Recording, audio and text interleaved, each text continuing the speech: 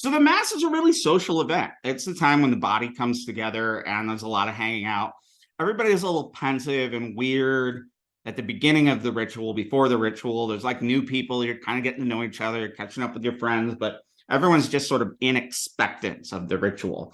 But when you come out of the ritual, there's this, as Durkheim says, collective effervescence, when everybody just feels good. You came throughout the ritual, you've all been through it together. People often say, oh, that was a powerful mass. You wouldn't want to say, it was a weak mass. And people are just in an exuberant good time. When I first started going to Gnostic masses in Southern California, where I used to go often, they have a tradition of doing a champagne toast led by the mass team. So the priest and the priestess, and sometimes the deacon and the children, will toast one another with champagne, and it's just jovial. And they toast the day and the community. And for that reason, I feel that that's my tradition as well. So anytime I go to a mass at a place where I haven't been before, I bring a bottle of champagne. And it's a West Coast tradition that I think should be practiced everywhere. I really like it. Now, you never know what's going to go on after it. There's going to be a hang time. Could be short, could be long. Some people just do the ritual, hang out for 10 minutes, and then leave. Other people hang out for hours. I was known to hang out for hours at the Los Angeles Lodge. Sometimes they'll have classes afterward. They'll have social groups. There's all sorts of stuff. It just depends on how active the community is. There could even be a meal or a potluck or, just a good hang. The mass team circulates, and it turns into a great time to just socialize or to talk to new people about magic and thelema, if they're just experiencing it, or to catch up one another and even talk about your own magical works. Of course, it's a little boozy, because if you got leftover wine, if you didn't drink all the wine from the mass, they never drink all the wine from the mass. They never do, because everybody kind of gets excited and brings a crap ton of wine. You usually get through, even with a lot of congregants, you'll never get through 2 bottles.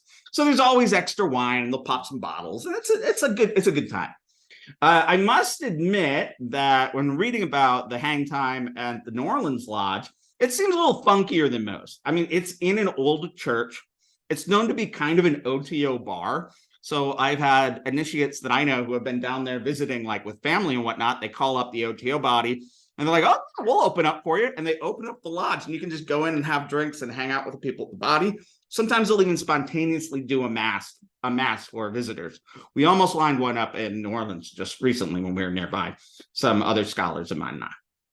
Anyway, most OTO bodies are different than that. They're small. Many meet in people's homes.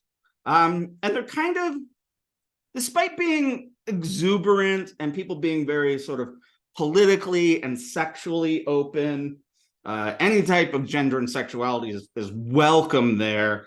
It's a very safe space for trans people.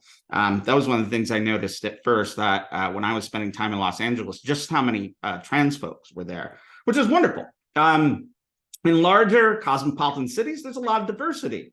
But depending on where you go, I mean, it can be pretty darn white. I had a small camp that I was involved with in Grand Rapids, Michigan, and it was me and 4 white guys. That was it. And then a buddy of mine's wife, who was very much active in the order, was there often, but not always. It was a core of 3 dudes. So it's very different from the vibrant, very sort of gender balanced community that I knew in Los Angeles. Okay. So one of the things you should accept when you go there is, this is Nerdland. This is Geek World. This is Star Wars references, and you're going to talk about Firefly, Monty Python, and whatever. It's Gen Xers often run amok, and millennials and Gen Zers and whatnot who kind of vibe with that. It's a nerdy place. Some communities are really male. Others, like say Denver, where I'm at now, have predominantly female members as their core group. It's really the community that makes the community. The community aspect that you experience will reflect the community that's there, sort of like everything. I feel a lot of connections to certain OTO bodies like Detroit and Los Angeles, and very little in others. Sometimes people will say when they feel a good connection to a body that they feel the current, the 93 current. We have to remember that the OTO is a fraternal body. It is about friendship, connections, community. Crowley started two orders, the AA, the Argentum Astrum, the Silver Star. That's a teaching order. That's where people teach you. You have a teacher, you have students, you move through the grades. The OTO, you go through rituals to go up through different grades, but the rituals are really about the community. It's a fraternal order. I mean, it's like joining a college fraternity in many ways, except, with a lot more black mascara. It's a good time. If you get a chance to go and hang out at a mass, go have a good time, enjoy yourself, and then just hang out for a while. Get a feel for the place. You meet some lovely people. I've met lifelong friends. Okay, now Alex Marr starts to make plans for an initiation into the OTO. Now, this is what we call the OTO Lamen. Now, remember, lamela or lamen were the thin pieces of steel that curse tablets were written on in Greece. Well, this is a symbol. This is supposed to be like a lamen, a symbol for the order. Notice also the Eye of Ra, the illuminating light. Does that look a little like Freemasonry? And you see the bird descending, the dove dropping. That's the Holy Spirit dropping. That's also the prelude that you heard of the doves cooing when the lance and the cup touch in the ritual. It's very much about a descent of divine possibility and power entering a space and entering into individuals.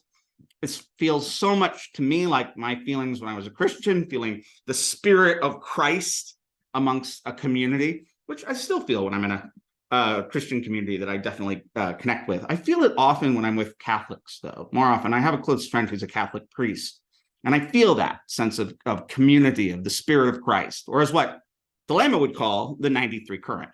Anyway, Mara is going to take an initiation. So she hangs out and she finally talks to Body Master and says, hey, I think I might want to join this order. And says, okay, cool.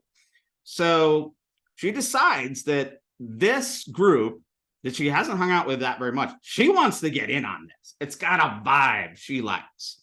So in addition to the same time that she's beginning her studies in fairy witchcraft, she decides to take a Minerval. Minerval is the 0 grade. There are basically 11 grades of in the OTO. The 0 grade is completely at the bottom. In the Tree of Life, once again, it's Malkut. It's the very bottom rung. Now, in this, you become an honored guest. You're not really a part of the order. It's like in motorcycle club terminology, you're a hang around. You're not a probationer. Okay, so Minerval grade is 0 in the OTO. It means you're an honored guest. You get no title. If you take the first degree, you become a man and brother or a woman and sister. And once you take the first degree, you're thought to have a karmic and magical connection to the order. Now, the first theoretically 4 or 5 initiations are called the Man of Earth initiations, and those are open to any people that apply. When you get above like 5 and higher, you have to be invited by the order to go higher, all the way up to the 9th, which is the highest, other than the 10th. And the 10th is the head of the order, the most holy king of the OTO. So there's only one of those at any given time. It's not a democracy. Anyway, so if one attends a Minerval, it's a beautiful and secret ritual, but I can tell you it's based heavily on Freemasonry initiations, but with a lot of twists. Some groups, like Alumbros, and actually the group down in Albuquerque, have their initiates camp and hike in the wilderness for at least a day or two before taking the ritual initiation. The idea is that you come to the ritual as if you've been sort of wandering through the desert. You've gone on a long, long journey, and you've reached an oasis, a safe space of refuge where you will gain sustenance and knowledge. It's a pretty cool ritual. I like it quite a bit. And that's about, I don't want to say too much about it, just in general, because I have my oaths. I have my own oaths that I have maintained. I've told you I am a part of this organization. All right, take a break. Enough of Dr. Ulrich talking about rituals that he's been involved with. Let's talk about some stuff I don't know very much about.